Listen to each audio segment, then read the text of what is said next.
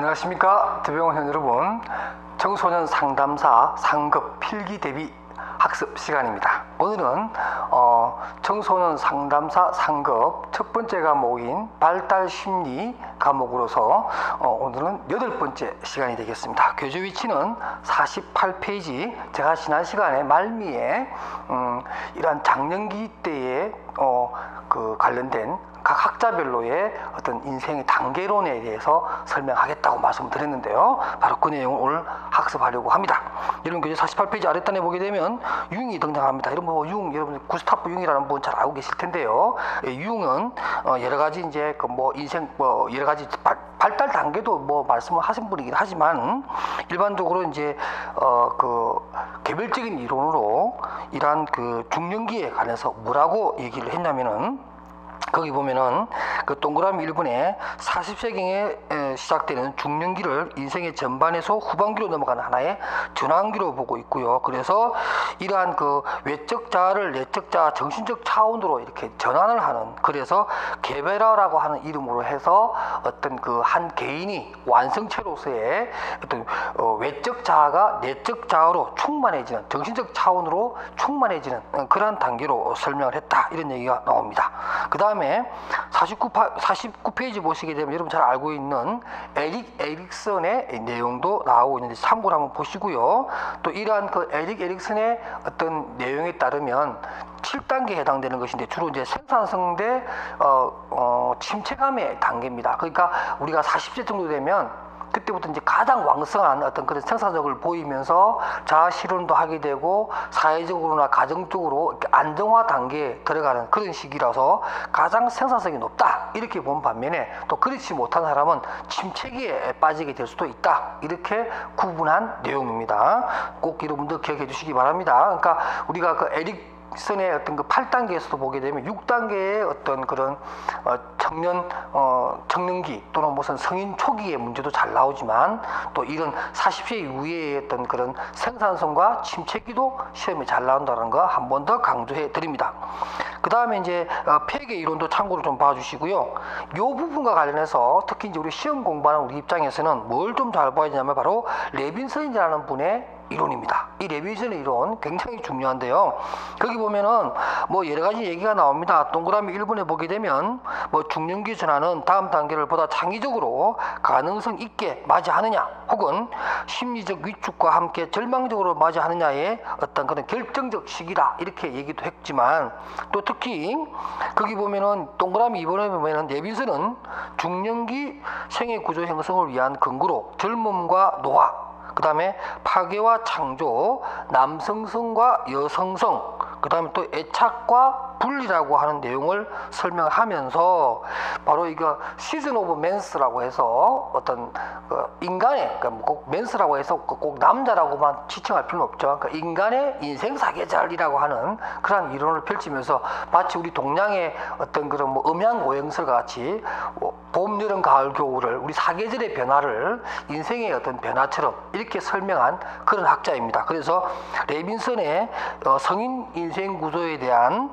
형성 과정을 바로 봄, 여름, 가을, 겨울 시즌 오브 맨스라고 하는 이론에서 밝혀주는데요. 거기 보면은 이제 4단계로 나누어 가지고 미성년기부터 시작해서 성년 후기 60세 이후까지 이렇게 해서 봄, 여름, 가을, 겨울 이렇게 사계절로 설명한 이 내용이 있는데, 여기도 보면 이제 나이대와 관련해서 여러분들이 이런 내용이 있다는 것을 꼭 알아두시기 바랍니다. 정확하게 몇 세부터 몇 세까지가 봄이고 몇 세부터 몇 세까지가 여름이냐 이런 것은 안 나오지만 전반적으로 이렇게 추나 추동에 빗대어서 설명한 학자가 누구냐, 이런 식의 문제는 나올 수 있기 때문에 여러분들 레빈슨이라고 하는 학자의 시즌 오브 맨스 꼭 기억해 주시기 바랍니다. 이제 우리는 50페이지로 가서 이제 인생의 마지막 단계인 바로 노년기에 들어가도록 하겠습니다. 노년기는 이제 65세 이후의 시기를 얘기하는 건데요. 이 노년기에는 일반적으로 신체적 변화라든가 또 지능의 변화, 또 심리적인 변화, 이러한 다양한 영역에서의 어떤 변화의 특징을 보여주는데, 첫 번째 신체적 변화에 보게 되면 이제 체력이 눈에 띄게 쇠퇴하기 시작하고 이제 질병이 나오기 시작합니다. 어떤 영화에 보니까 그런 게 있더라고요. 어떤 영화죠? 친구라는 영화 2탄에 나오는데 1탄에서는 아주 나름대로 어떤 보스의 조직 그게 보스로서 아주 그야말로 활동을 잘했던 양반이 좀 나이가 들어서 이제 젊은 자기 후계자가 찾아와서 뭐 얘기를 하면서 뭐 어떻게 하다가 나이가 든다는 것은 그러니까 나이가 들어서는 무슨 재미로 사는 줄 아느냐. 그러니까 일반적인 경우는 뭐 손주 손녀 보는 재미로 산다. 자식이 성공하는 모습 보면서 그 재미로 산다. 이렇게 얘기해야 되는데 그 영화에서 이런 얘기가 나와요. 나이가 들면 무슨 재미로 사는 줄 아냐? 자조적으로 얘기합니다. 가만히 있으니까 나이가 들면 그저 아픈 재미로 산다. 아픈 재미라고 얘기합니다. 그러니까 늘 아프니까 이게 아픈 것을 고통으로 생각하면 힘든데 사람 어쩔 수 없는 상황이니까 그냥 아픔을 즐기는 거죠. 우리가 보통 그런 거죠. 뭐 치유할 수 없는 것은 참을 수밖에 없다 이런 건데 우리가 공부하는 것도 어차피 우리가 해야 되는 공부라면 즐기자 이런 얘기 드릴 텐데 나이가 들어서 찾아오는 그냥 막 무심결에 찾아오는 그 아픔 어쩔 수 없죠. 신체적으로 노화가 되니까. 그래서 나이가 들어서 우리가 느끼는 재미는 아픈 재미다 이렇게 얘기를 하는데 슬픈 얘기일 수도 있겠고요. 또 어떤 면에서 아주 뭐 적극적으로 어떤 자기 삶을 이렇게 대응하는 그런 자세가 될 수 있을 것 같습니다. 그 다음에 이 시기에는 바로 에릭슨이 말한 그 8단계에서 제일 마지막 단계인 바로 자아 통합성과 절망감의 단계라고 할 수가 있습니다. 그 자아 통합성이라고 하는 것은 이제 성공적으로 자기 삶을 산 사람이죠. 자기 스스로 생각해도 자아 실현한 것 같고 사회적으로나 가정적으로나 말한 대로 어떤 만족감이 충만한 그런 삶을 마무리하는 그런 단계인 반면에 그렇지 못한 삶을 살았다고 생각하는 사람들은 이제 삶에 있어서 절망감을 느끼는 다시는 인생에 어떤 그런 기회가 오지도 않고 내가 왜 이렇게 살았는가 하는 후회 막심한 그런 시기라고 얘기할 수도 있겠습니다. 이 시기는 더더욱더 외부 자극에 반응이 점점점 늦어지기 시작하면서 또 한번 건강을 잃어버리면 복구하기도 힘든 그런 시기고요.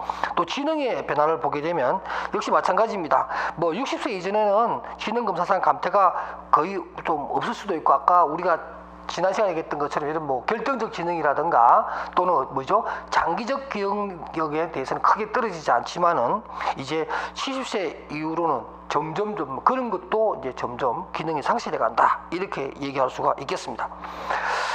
그다음 이제 그 부분에서 이제 또 보면 그 7번에 보면 그런 얘기 나오죠. 장기 기억은 단기 기억보다는 좀 덜 소멸한다 이런 얘기가 나오고요. 그 다음에 심리적 변화로 가겠습니다. 우울증 경향이 증가하게 되고 여러 가지 신체적 질병도 많아지게 되고 기력도 딸리게 되고 기억력도 가물가물하고 이름으로써 어떤 우울증의 어떤 그런 원인들이 많이 생기게 될 것이고 또 경제적으로도 상당히 어려움에 봉착하게 되겠습니다.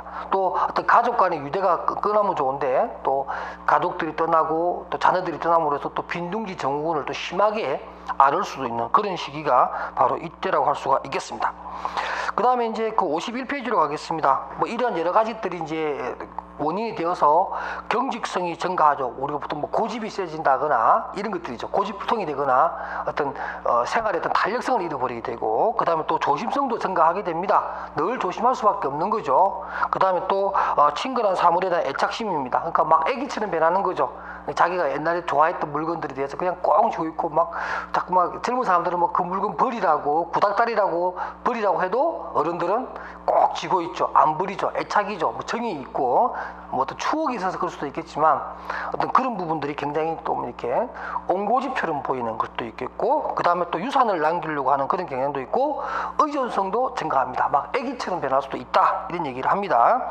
이것은 신체적으로나 경제적 능력이 쇠퇴함으로써 자연스럽게 나오는 하나의 어떤 정서적인 변화다 이렇게 볼 수가 있겠습니다. 이러한 노화에 대해서 바로 이 여러 가지 학설이 있는데요. 제가 첫 번째 항상학습에다가 뭐라고 나왔냐면 노화 시계 이론이라고 해서 거기 보면 인간은 왜 늙느냐, 인간은 왜 노화하느냐 하는 것들에 대해서 여러 이론이 있습니다만 첫 번째 등장하는 게 바로 노화 시계 이론인데 거기는 이렇습니다. 인체 내에 일정한 프로그램이 있어서 그에 따라 인간은 일정한 수명을 살고 죽게 된다는 것으로서 세월이 흐르면 인간은 사람은 늙는다. 다시 말해서 어떤 프로그램에 의해서 이미 예정된 어떤 프로그램에 의해서 늙을 수밖에 없다. 이런 얘기를 하면서 이번에 보게 되면 노화 시계라고 하는 것이 염색체에 딱 담겨져 있어서 이것이 이미 프로그래밍 돼 있다라는 거죠. 그래서 뭐 자연스럽게 찾아올 수밖에 없는 그런 내용이다 이렇게 얘기하면서 뭐 DNA의 노화 이런 얘기가 쭉 나오는데 이항의 노화에 대한 얘기가 나왔으니까 그 밑으로 내려가서 향상학습에서 한 번 더 다뤄보도록 하겠습니다. 노화라고 하는 것에 대한 정의를 이렇게 내립니다. 여러분 교재 한번 볼까요? 노화는 질병이나 사고가 아닌 시간의 흐름에 따른 점차적인 생체의 구조 변화로 궁극적으로 생체 기능이 손상되어 죽음에 이르는 또 죽음에 이를 가능성이 정지되는 거죠. 우리가 보통 뭐 숙한으로 사망하셨다, 숙한으로 기천하셨다 이런 얘기하죠. 숙한이라는 게 뭐죠? 뭐 질병이라고 보통 질병으로 돌아가시는데 뭐 어떤 질병으로 돌아가셨다기보다는 그죠? 이 숙한이죠. 뭐 어떤 분들이 뭐 나이 드신 분들 보면 또 이 영양실조로 돌아가시는 분들이 많아요. 참 이 영양실조라는 게 뭐냐면 뭐 없어서 돈이 없고 경제적으로 힘들어서 죽는 것이 아니라 그냥 나름대로 뭐 부유한 뭐 먹거리에 크게 문제가 없는 집안에서도 어른분들이 이렇게 드시지를 못하는 거예요. 드시지를 못하면서 치아도 있겠고 소화 기능이 떨어지니까 뭘 먹지를 못해요. 또 이런 소화 기능이 안 좋아서 먹으면 토하시고 이러니까 뭘 못 먹는 거죠. 결국에는 뭐냐면 그런 것들이 이제 음식 섭취가 안 되니까 영양분 섭취가 안 되니까 사인은 영양실조예요. 근데 뭐 멀쩡한 집안에서 어른이 돌아가셨는데 사인이 영양실조로 돌아가셨다 이러면 그 참 다른 사람들이 뭐라 그러겠어요, 그죠? 자식들이 그야말로 뭐 불효자가 되는 수 있는 그런 상황인데 보통 그런 경우 이제 숙한으로 돌아가셨다고 이렇게 얘기를 합니다. 뭐냐면 이제 장기가 다 기능을 다해서 더 이상 작동하지 않는 거죠. 바로 이런 상태를 우리가 노화라고 한다 이런 얘기입니다. 그래서 노화에 대해서 뭐 유전적 이론이 있는데 특히 이제 예정 계획 이론, 제가 조금 전에 앞에 말씀드렸던 노화 시계 이론과 같은 내용이고요. 그 다음에 이제 양가로 이번에 보면 DNA 작용 가오 이론입니다. 이것도 참 재미있는데 DNA가 가오, 잘못을 저지른다는 거죠. DNA라고 하는 것이 작동을 해서 새로운 세포를 만들어낸다든가 새로운 뭐 어떤 그런 그 생체 기능을 원활하게 하기 위해서 호르몬을 분비한다든가 이런 걸 해야 되는데 점점 나이가 들어가면서 이러한 DNA가 잘못을 저지른다는 거죠. 그렇게 함으로 해서 예를 들면은 그 시기에 나와야 될 호르몬이나 그 시기에 나와야 될 여러 가지 작동이라든가 단백질이라든가 효소라든가 이런 것들이 나와줘야 되는데 그것을 만들지 못한다라는 거죠. 이름으로서 점점 더 노화가 되어간다 이런 이론이고요. 그 다음 또 유전적 변이 이론이라고 하는 것도 노화 이론에서 언급을 합니다. 52페이지로 가볼게요. 거기 보면 뭐 사용 마모 이론입니다. 그러니까 장기를 다 써서 더 이상 이제 그 기능을 회복할 수 없는 것 때문에 노화가 온다 이런 얘기도 하고요. 그 다음에 또 이제 이름 잘 알다시피 이제 왜 활성산소 이론이라고 이름 많이 들어보셨을 거예요. 우리가 노화 왜 늙느냐 얘기할 때 바로 이 뭐 활성산소가 문제다 이런 말 많이 하면서 여러분도 왜 그 여성분들 화장품 선전할 때 보면 뭐 활성산소의 발생을 줄여주는 그런 기능성 화장품 이러면서 피부 노화를 막는데 아주 좋은 그런 트리트먼트 화장품 선전할 때 이런 활성산소라는 말을 많이 쓰죠. 바로 이런 것들이 원인이다 이렇게 얘기하고요. 그 다음에 이제 52페이지 가운데 좀 밑에 보면 면역 이론이 나옵니다. 면역 이론에 대해서도 역시 마찬가지로 우리가 이제 신체의 노화에 대한 부분을 설명하는 겁니다. 그게 뭐냐면 이런 거예요. 면역 반응 이론은 항체의 이물질에 대한 식별 능력이 저하되어서 이물질을 다 파괴하지 못하게 되어 미처 파괴하지 못한 이물질이 체내에 축적되면 부작용을 일으켜서 결국엔 노화를 촉진시킨다. 우리가 보통 뭐라 그러죠? 무슨 몸에 어떤 그런 산성 같은 거 그죠? 이런 것들이 이제 이렇게 축적이 되어서 그것이 몸에서 바깥에 나가지 못하면은 그것이 이제 하나의 노화를 촉진시키는 물질화 되어서 사람이 늙게 된다. 그래서 우리가 뭐 유산소 운동을 하게 되고 또 정기적으로 운동을 함으로 해서 그런 노화 물질을 밖으로 조금 이렇게 빼내야 된다, 배출해야 된다 이런 얘기를 하는 거죠. 그다음 마지막으로 생리적 통제 이론이라고 해서 유기체 내의 내분비선, 보통 유기체라는 건 우리 인간을 얘기합니다. 인간의 내부에 있는 어떤 내분비선이라든가 신경조직 등과 같은 주요 통합 조정 기능의 상실로 인해서 노화가 진행된다. 그러니까 노화에 대해서 다양한 어떤 그런 이론들이 있는데 아까 앞에 설명했던 뭐 노화 시계 이론이라든가 또는 뭐 면역 이론이라든가 또는 활성산소 이론 같은 것들이 이런 것들이 기출문제에 잘 나오니까 여러분들이 꼭 눈여겨 내용을 좀 이해해 주시기 바랍니다. 그 다음에 노년기 찾아오는 여러 가지 질병, 아까 얘기했죠. 아픈 재미로 산다라고 했는데, 그냥 노년기 때 질병에 보면 알츠하이머병이라든가 파킨슨병 이런 것들이 시험에 잘 나오니까 여러분들 개념만 좀 알아두시기 바랍니다. 그 다음에 노년기 은퇴 이후의 적응 문제입니다. 53페이지 보시게 되면 어떤 학자들은 사회적 유리설과 또 어떤 학자들은 사회적 활동설을 얘기합니다. 아주 극단적인 예인데, 어떤 분들은 이제 나이가 좀 들었으니까 기능이 떨어지게 되니까 조심성도 많아지게 되고 또 반응성도 떨어지게 되고 이러니까 젊은 사람들하고 부대끼게 되면 힘들다라는 거죠. 그러니까 나이가 들면 좀 이렇게 사회와 좀 떨어져서 우리가 보통 은퇴라고 해서 뭐 귀농귀촌 해가지고 아주 조용한 이런 곳에 가서 은퇴 이후에 좀 조용한 곳에서 좀 번잡하지 않는 곳에 가서 마치 숨어 살듯이 사회와 유리되어서 좀 격리되어서 사는 것이 훨씬 더 좋다, 이런 얘기고요. 사회활동설은 뭐냐면 오히려 그럴수록 더더욱더 활동적이고 의욕적으로 액티베이트하게 살아가는 것이 좋겠다라고 얘기하면서 사회와 떨어지는 것이 아니라 오히려 더 사회 활동도 좀 열심히 하고 또 젊은층과도 이렇게 부대끼면서 살아가는 것이 더 노년기, 은퇴기가 더 중요한 활동이다, 이렇게 설명하는 내용입니다. 뭐 그렇게 어렵지 않은 내용이고요.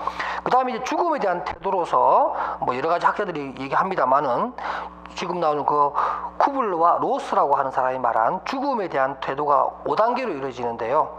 이제 노년기 때 죽음이 탁 이제 거의 찾아오게 됩니다. 질병이 이제 깊어져서 뭐 예를 들면 암, 뭐 3기, 4기가 되어서 이제 죽게 되는 어떤 그런 상황에 섰을 때 제일 먼저 드는 감정 내지는 정서적인 내용이 뭐냐면 처음에는 부정입니다. 아니겠지. 왜 나한테 이런 병이 걸려? 아, 나는 안 죽어.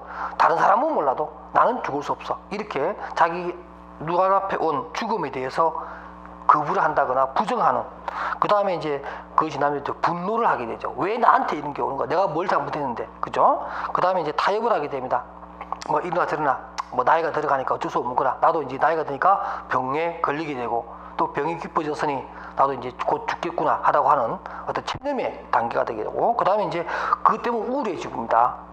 마지막에는 이제 그것을 수용함으로 해서 평화롭게 죽음을 맞이하는 단계까지 해서 부정, 분노, 타협, 우울, 수용까지 총 5단계로 이루어지는 이 죽음을 맞이하는 태도, 요것도 시험에 잘 나오니까 꼭 기억해 주시기 바랍니다. 그 다음에 폐계 노년기 발달 이슈에 대해서 한번 여러분 읽어봐 주시고요. 그 다음 여러분하고 조금 더 언급해 주고 싶은 거, 뭐 기출 문제에서도 나왔는데요. 그러니까 발테스라는 분이 계십니다. 발테스 앤 발테스, 아마 부부인가 봐요. 발테스 앤 발테스라는 분들이, 이 두 분이 이런 얘기를 했어요. 바로 SOC, 약자로 영어 이니셜로 보면 이렇게 얘기하는 건데, 이게 뭐냐면 이런 겁니다. 이게 S는 뭐냐면 셀렉티브, 선택을 하다, 이런 거 선택적인 뜻이죠. 셀렉티브라는 뜻이고, 그 다음 O는 뭐냐면 옵티마제이션, 그러니까 최적화입니다. 이것은 선택이라는 의미가 되겠고요. 그 다음에 옵티마제이션이니까 최적화입니다. 최적화를 얘기하고요. 그 다음 C는 뭐냐면은 컴프렌세이션이라고 해서 뭐냐면 보상입니다. 보상. 도대체 이게 무슨 말이냐 하면은 이제 고령화되면은 뭐 적응도라든가, 그죠? 뭐 반응도 같은 거죠. 이런 것들이 떨어지게 되고 어떤 순발력 같은 것도 떨어진다는 거죠. 순발력도 떨어지고 어떤 역량 자체가 많지가 않기 때문에 어떠한 선택을 하거나 어떤 활동을 할 때 최소의 역량을 가지고서 최선의 선택을 해줘야 한다는 거죠. 뭐 젊었을 때야 뭐 이렇게 힘 한 번 쓰고 안 되면 다시 또 쓰면 되지만 이제 고령자는 한 번 힘 쓰고 나면 회복하는 시기가 굉장히 오래 걸리잖아요, 그죠? 그러니까 어떠한 뭐라 그럴까요? 어떤 힘을 쓸 때라든가 역량을 투입을 할 때 보상이라는 것은 늙음이죠. 그러니까 늙은 것에 대한 반대적인 개념이죠. 그러니까 늙었기 때문에 나이가 좀 들었기 때문에 젊은 사람과 같은 레벨에 같은 수준에서 어떤 것을 할 때에는 방법이 없다라는 거죠. 가장 최적화되어 있는 어떤 하나의 선택을 해서 선택과 집중을 해야만 젊은 사람들과 뭐라 할까요? 같은 수준에서 뭔가 일을 할 수 있다는 거죠. 그러니까 젊은 사람들은 다양한 선택을 할 수 있겠지만 나이가 들게 되면 다양한 선택권이 없다라는 거죠. 그래서 가능하면 전략적으로 아주 선택적으로 최적화되어 있는 어떤 역량을 발휘해야만 그러한 어떤 젊은 사람과 같은 수준에서 생활할 수 있다 이런 얘기입니다. 그래서 SOC라고 하는 말은 뭐냐면은 바로 어떤 보상을 위해서, 그러니까 젊은 사람들과 같은 수준에서 어떤 뭔가를 하기 위해서는 최적의 선택을 해줘야 된다 이런 얘기를 SOC 이론이라고 합니다. 꼭 기억해 두시기 바랍니다. 그 다음에 이제 또 54페이지를 가시게 되면 자아 초월대 자아 몰두라고 하는 말이 나오는데, 이것은 이제 에릭슨의 마지막 8단계 얘기와 같은 얘기고요. 그 다음에 여러분들 그 향상학습에 보면 노년기 인지 발달에 대해서 제가 또 설명을 해드리도록 하겠습니다. 툴빙이라는 분이 이제 기억력에 대해서 설명을 해놨습니다. 물론 여기 나오는 노년기 인지 발달과 기억력에 관련해서는 또 전체 우리 6과목 중에서 5번째 과목에 해당되는 학습 이론에서 보면 기억력에 관한 공부도 좀 더 깊이 하게 되는데요. 그때 한 번 더 언급하겠습니다만은 이제 일단 이 책에 나와 있으니까 한번 설명해드리면, 그러니까 이게 청소년 상담사 시험 문제가 말이죠. 딱 이 문제는 발달 이론이고, 이 문제는 학습 이론이고, 이 문제는 청소년 문화 이해 이론이고 이렇게 딱 떨어지지 않습니까? 그러니까 청소년 발달 쪽에 발달 이론에 나와 있는 것이 더 적합하다고 생각되는 문제가 학습 이론에 나오기도 하고, 학습 이론에서 많이 다루는 지능의 문제가 인간 발달 문제를 다루는 1과목에 나오기도 합니다. 또 청소년 발달 전반적인 것에 관해서 다루는 발달 이론에 나와야 되는 문제가 제6권인 선택 과목이긴 하지만 6과목인 청소년 이해론에도 나오기도 하니까 여러분들 굳이 그걸 딱 그렇게 섹터를 구분해서 공부하실 필요는 없고요. 좀 통합적인 입장에서 학습을 하시는 게 좋겠습니다. 거기 보면 툴빙이 말한 기억은 일반적으로 일화 기능과 의미 기능 이렇게 있다라고 얘기하고, 일화 기능이라고 하는 것은 우리가 일반적으로 단기적인 기능입니다. 그러니까 일반적으로 나이가 들면 들수록 이러한 일화 기능이 좀 더 떨어지는 것이고, 그 다음에 이제 의미, 기억력은 오히려 더 생생해집니다. 의미에 관한 부분이죠. 누구와 만났던 거, 같이 사업했던 거, 누구 사랑을 했던 거, 어떤 인연을 맺어서 살아갔던 것들 있죠. 그죠? 이런 것에 대해서 의미를 부여함으로써 기억을 하는 것들은 나이가 들어도 오히려 더 생생해진다. 이렇게 설명을 합니다. 그래서 거기 보면, 방가로 이번에 일화 기억이라고 하는 것은 개인이 경험하는 각종 사건들, 일화에 대한, 그리고 그들 사이 관계에서 대한 기억들입니다. 이런 것들은 시간이 지나면 빨리 잊혀지는 그런 것들이고요. 그 다음에 5번에 보시게 되면 한편 의미 기억이란 일화적 경험이 쌓이고 이것이 추상화되어서 이루어진 개념적 일반 지식의 기억이다 라고 해서 하나의 어떤 문제풀이를 했던 문제 해결 능력 같은 것들이죠. 경험이죠. 삶의 어떤 지혜 같은 것들이죠. 이런 것들은 나이가 들어도 계속적으로 유지가 된다 이런 얘기를 할 수가 있겠습니다. 그 다음에 또 구분해 보게 되면 이런 말도 나옵니다. 기억에서 일어나는 각종 정보 처리는 우리가 의미 기억에서 각종 지식 정보, 즉 의미 기억을 효율적으로 인출하여 사용할 수 있기에 가능한 것이다 라고 해서 우리가 어떤 면에서는 의미 기억이라고 하는 것이 더 중요하다는 거죠. 일화 기능은 하나의 에피소드에 불과하지만 의미 기억은 하나의 지혜로움 같은 것들이죠. 그러니까 이것이 더 중요하다 이렇게 얘기를 하면서 이 툴빙의 일화 기능과 의미 기억에 대해서 또 기능 또는 지식에 대해서 여러분들이 반드시 알아두시기 바랍니다. 이 부분에 대해서는 또 5과목에 가서 학습이론 쪽에서의 또 기억편에서 좀 더 깊이 공부할 것이니까 그때 한 번 더 말씀드리도록 하겠습니다. 자, 이렇게 해서 우리는 이제 그야말로 우리가 그야말로 어떤 수정체가 맺어져서 또 어떤 태아기를 지나고 그 다음에 출생을 하고 유아기, 아동기, 청년기, 성인기 그리고 노년기까지